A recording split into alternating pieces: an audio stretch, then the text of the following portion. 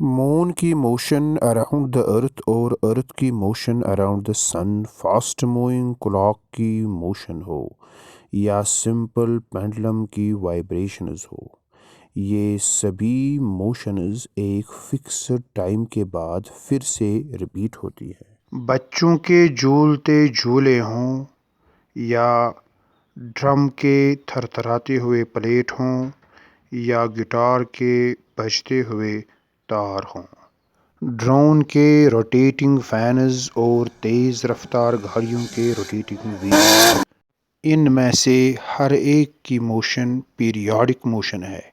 लेकिन क्या ये सभी periodic motions simple harmonic motion भी है? तो आइए चलिए इस वीडियो में देखते हैं सिंपल हार्मोनिक मोशन क्या है। अस्सलामुअलैकुम। आज का जो हमारा टॉपिक है वो है सिंपल हार्मोनिक मोशन।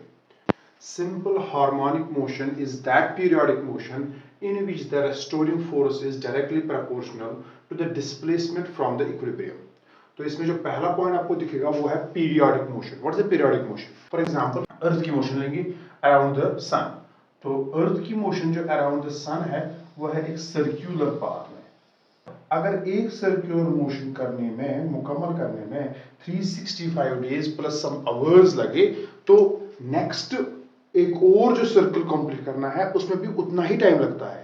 तो इस मोशन को हम कहते हैं पीरियोडिक मोशन। एग्जांपल लेंगे एक पेंडुलम की, एक सिंपल पेंडुलम की लेंगे हम एग्जांपल। और जो पेंडुलम है तो इसको हम लेंगे पहले ही एक एक्सट्रीम पोजीशन पर। तो यहां से हम पेंडुलम को छोड़ेंगे।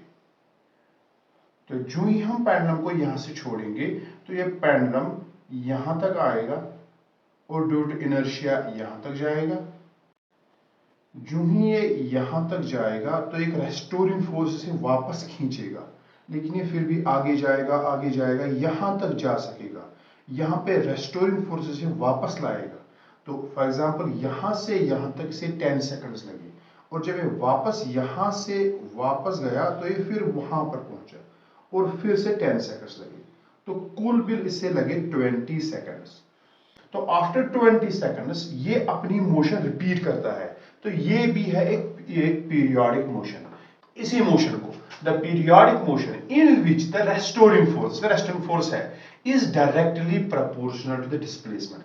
हाँ, जो ये रेस्टोरिंग फोर्स होना चाहिए ये directly proportional to the displacement होना चाहिए। यानी जितना डिस्प्लेसमेंट बढ़ेगा उतना रेस्टोरिंग फोर्स बढ़ेगा। इसमें वही होता है, जितना ये पेंडुलम ये बॉब अपनी मीन पोजीशन से दूर होता जाएगा उतना ज्यादा रेस्टोरिंग फोर्स होता है। इसलिए इस मोशन को हम कहते हैं सिंपल हार्मोनिक मोशन।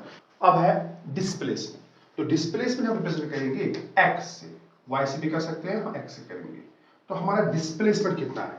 तो हम यहां से स्टार्ट करेंगे। तो हमारा डिस्प्लेसमेंट पहले से ही मैक्सिमम है।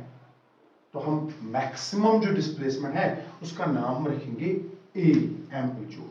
आप एक्स एम भी लिख सकते हैं, बुक्स पे ऐसा भी लिखा है तो हम ए लिखेंगे, ए इज एम्पलीट्यूड।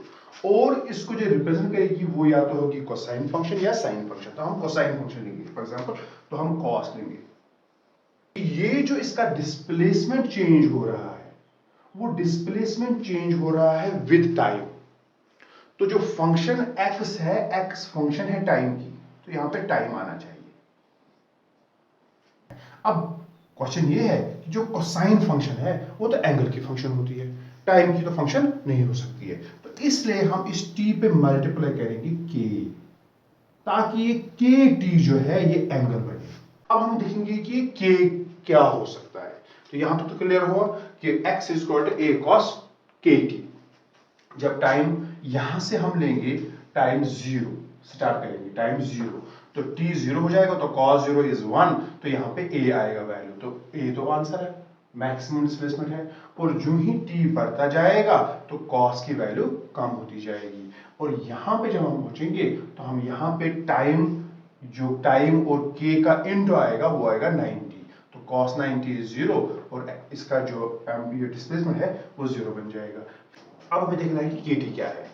तो हमें पता है कि जो कोसाइन फंक्शन है वो रिपीट कब होती है? वो रिपीट होती है आफ्टर 2 पाई। तो कॉस का जो रिलेशन है वो ये है, कॉस ऑफ थीटा प्लस 2 पाई, ये है is equal to cos theta. तो यहां से यहां तक और वापस यहां तक इसको जो टाइम लगेगा उसे कहते हैं हम टाइम पीरियड, उसकी हम सिंबल रखते हैं टी, कैपिटल टी। तो इसका मतलब है जो ये एक्स आपके पास है, x is equal to a cos of, तो के टी में आप अगर आप टाइम इंक्रीज करते जाएंगे, आफ्टर जो टी प्लस कैपिटल टी आएगा, कैपिटल टी टाइम पीरियड है, तो ये फिर से वापस रिपीट होगा।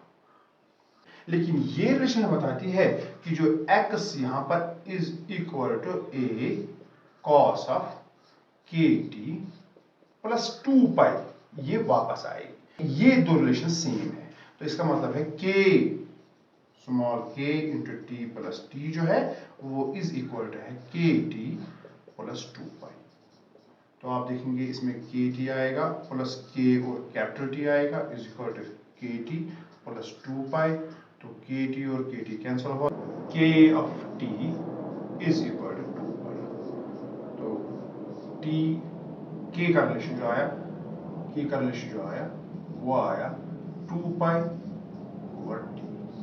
तो ये जो हमारे पास नई फंक्शन आई 2 पाई ओवर टी, इसी का नाम हम रखते हैं एंगुलर फ्रीक्वेंसी ओमेगा। तो इसका वैल्यू हमारा आया 2 पाई ओवर टी।